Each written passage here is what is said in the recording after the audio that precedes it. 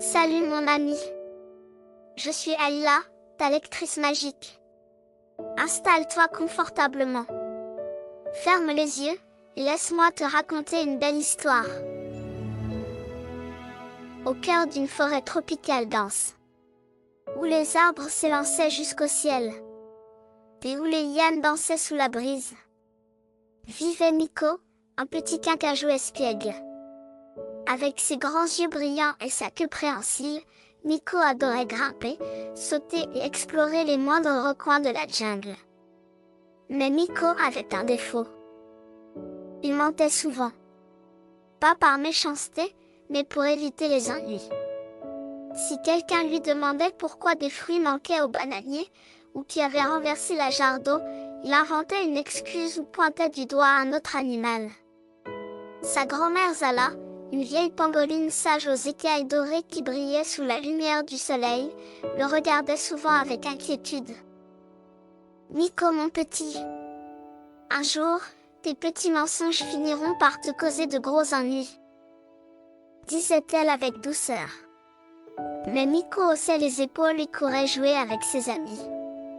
Un matin, alors que le soleil perçait à peine à travers les feuillages, Miko se réveilla en sursaut. Il entendit des cris paniqués résonner dans la forêt. En grimpant à un arbre, il vit un groupe d'animaux rassemblés autour de l'étang. L'eau, habituellement claire et scintillante, était devenue trouble et sombre. Les grenouilles croassaient d'inquiétude. Les oiseaux tournaient en cercle au-dessus. Et même les éléphants agitaient leur trompe avec anxiété. « Quelqu'un a bouché la source !» cria une vieille tortue. « Si nous ne trouvons pas la cause, l'étang disparaîtra. » Miko sentit une goutte de sueur perler sur son front. La veille, en jouant à cache-cache avec les singes, il avait accidentellement fait tomber une branche dans la source. Plutôt que de l'enlever, il avait préféré s'enfuir.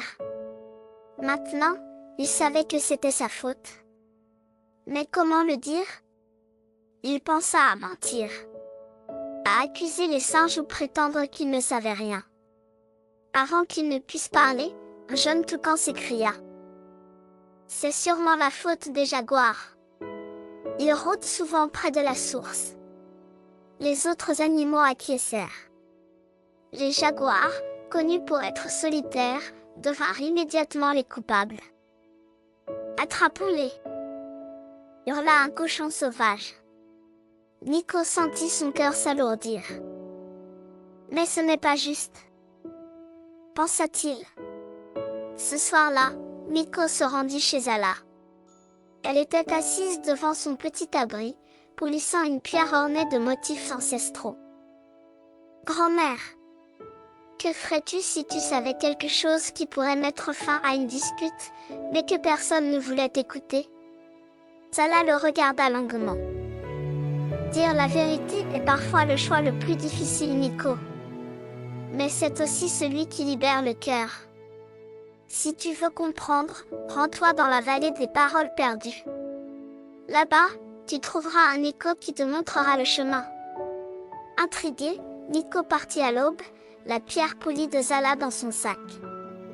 La vallée des paroles perdues était une gorge profonde où le vent sifflait en tourbillon, portant les murmures des secrets jamais dévoilés. Lorsqu'il atteignit le fond, une lumière bleutée émanant des parois éclaira une inscription ancienne.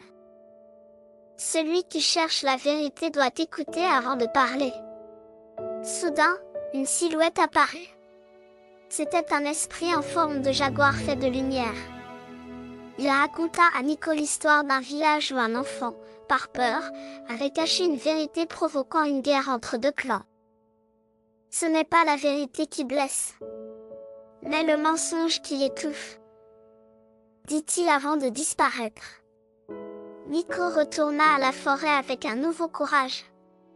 Les animaux s'étaient rassemblés pour une confrontation avec les jaguars. Miko bondit sur une branche et cria. « Arrêtez! C'est ma faute. J'ai bouché la source en jouant hier. Et je n'ai pas eu le courage de le dire. » Un silence pesant s'abattit. Les animaux se regardèrent, surpris. Salah, qui observait de loin, s'approcha. La vérité demande du courage. Mais elle apporte aussi la paix. Avec l'aide des animaux, Miko dégagea la source, et l'eau claire revint à l'étang. Les jaguars, touchés par sa confession, remercièrent le Kinkajou. Ce jour-là, Miko devint un exemple dans la forêt, non pas pour ses escapades, mais pour son courage. Et toi? As-tu déjà eu peur de dire la vérité? Que ferais-tu pour montrer ton courage?